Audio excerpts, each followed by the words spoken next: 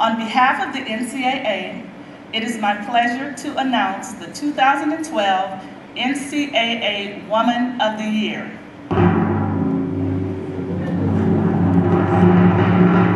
Miss Liz Phillips. I'm joined alongside Liz Phillips just minutes after she was named the 2012 NCAA Woman of the Year.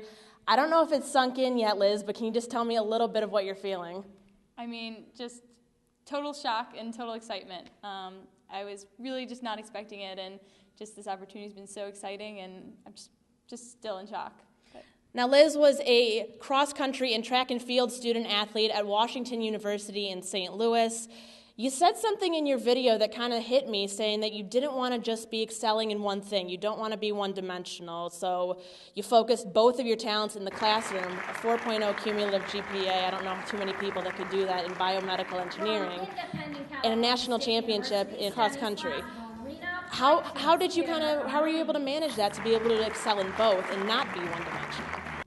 I think that really it was just doing both was just really what gave me kind of balance in my life, and what just kind of kept me anchored. I feel like if I just focused totally on the classroom, I would have kind of gone crazy, or if I had totally focused on running, I would have been too caught up in that. But just having both just really just kept me balanced and just kept me focused on both, and it was just a great experience, and I would never have traded either of them. So. Now, a biomedical engineering major, you did basically 2 sports. You talk about that balance. You still had time to do some community service with Girls on the Run. Mm-hmm. Walk me through, how you were able to manage all of that in, this time management thing, especially as that's, brought up a lot in the Division III model, but also just being able to kind of give back, since considering how much you realize the sport gave to you.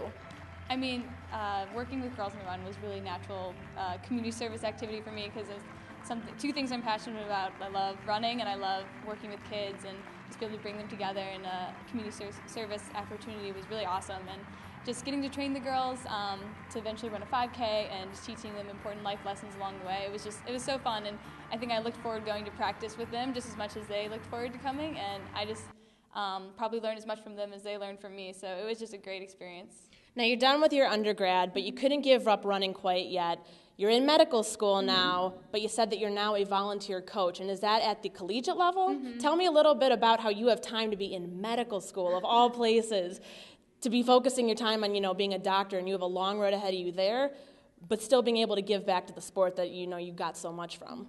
Yeah, I mean, running has just been such a huge part of my life. I just couldn't imagine giving it up after graduating, and so I'm decided to try to help out volunteer assistant coaching at the University of Pennsylvania, where I'm at medical school, and just being able to be there every day and be a mentor for the girls, help out where I can. It's just I love it, and I know that it's nice to have some outlet outside of medical school to just focus on kind of giving back. As all the coaches who have influenced me throughout my career, hopefully I can make a small impact on these girls too. And it's been an awesome experience, and I just couldn't imagine giving up running. So.